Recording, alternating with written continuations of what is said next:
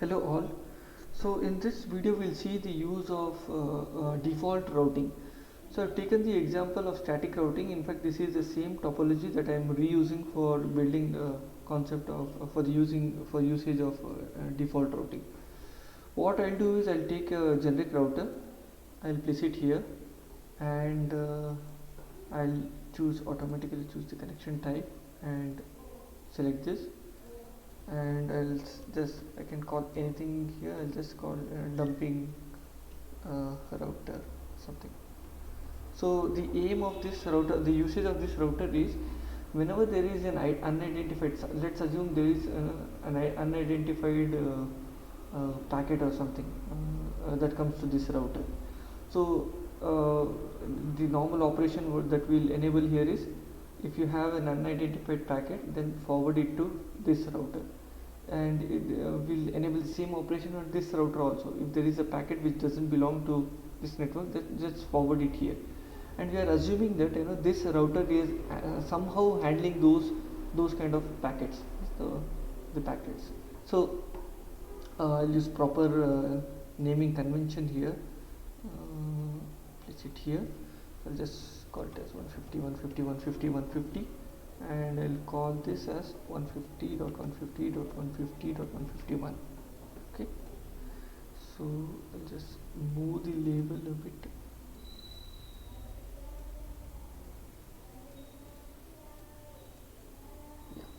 Okay, so now this is visible. Okay, so how do we actually configure default routes? So first, before starting default route, just verify whether static routing is present, already enabled. So we see that there is a static routing. So to reach 192.168.32.0, which is this network, so yeah, so with this subnet mask, which indicates that the first 24 bits are important and the last 8 are not, forward it along this next hop. So next hop is this. So similarly, just verify whether everything is right at this end also. So static routing is enabled. Okay, so to get back to the other network 192.168.16.0, you have to use this hop. So everything is fine. Okay, in fact we have verified this by using ping also. Next what we'll do is we'll open the router. Under the static option, just type this, enter the network as 0.0.0.0, mask as 0.0.0.0, and the next hop address as this address. Okay, the interface 10.0.0.20. so 10.0.0.20, and click on add. What this means is, whenever you get a packet which doesn't match with any of the existing IP addresses defined in the router, then this is the default operation. Okay, so for all the other packet, just forward it along the next hop 10.0.0.20. Okay, similarly we'll come here, static 10.0.0.0, sorry, 10.0.0.0, and what we'll do is, this is the dumping router. We are assuming that there is some operation running here which identifies these kind of packets and discards it. Okay, we are not actually implementing that, but at least we are trying to get close to it by forwarding the packet there. So it should be 50, 150, 150, and 150. Okay, yeah. One thing that I have forgotten here is, see, these two interfaces are still red in color. Okay, we have to turn it to green color. How do you do this? First is enabling the interfaces and also providing the IP address. So SE20 here, config SE20 will get 150, 150, 150, 150 on, done. This end SE30 should be 150, 150, 150, and 151. Subnet is automatically generated and done. Okay, now this completes the configuration of default routes. Now we'll see whether everything is working fine or not. So I'll use ping, and this time I'll use ping space 150.150.150.150.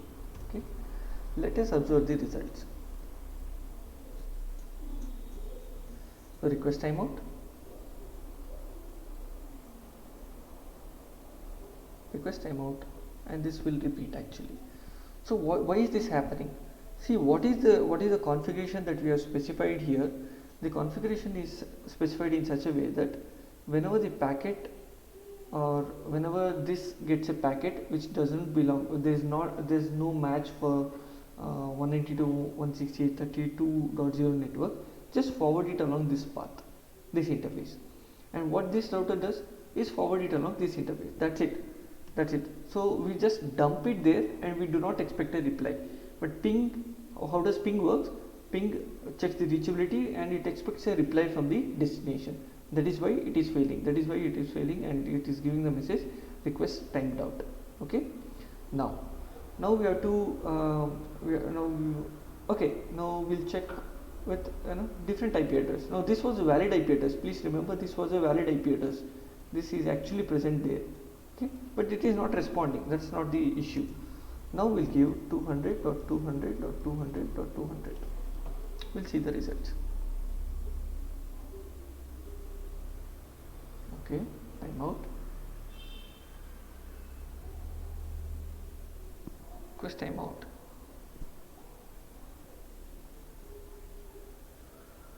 Request timeout, and one more request timeout.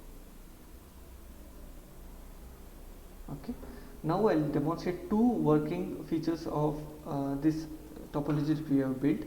What I'll do is I'll actually go back here and I'll type 192.168.32.10. okay, hit enter.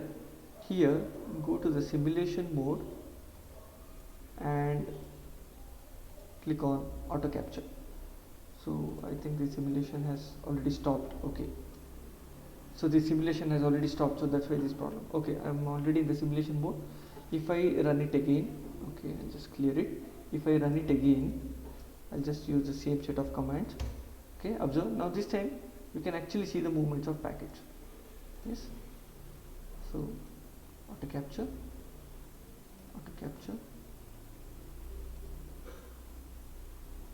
So if you remember, I did not select the source and destination using this message. What I did was I used ping facility. Yes, the ping facility and ping facility in the simulation mode. Please remember that. Okay. Now what I'll do is I'll use the same ping facility. Okay, so this will happen for all the 4 messages. So I think I'll switch back to the real-time mode so that this finishes quickly. Okay, this is done. Now we'll go back to the simulation mode and use the same command ping, but this time with an IP address which is not present in the network. This is not present in this network and we are in the simulation mode. Okay, we'll see the working of this. Okay, so the packet is ready. I'll use auto capture and play so that we don't have to wait. Okay, it goes to the router. So default route is along this path, auto capture, and what this does is this actually forwards it along this path, and here it is failing. So we are assuming that there is some application running here which is collecting all these packets, or which is dropping this packet, or doing some operation. But our aim of default routing here is to forward all the path which are not matching to this router, which is achieved. Okay, this is what is the aim of the experiment. Okay, you please try it out and make sure that static routing is enabled, and then you proceed. Okay, or you can use the mixture of dynamic routing also here. You can try it out. Okay, thank you.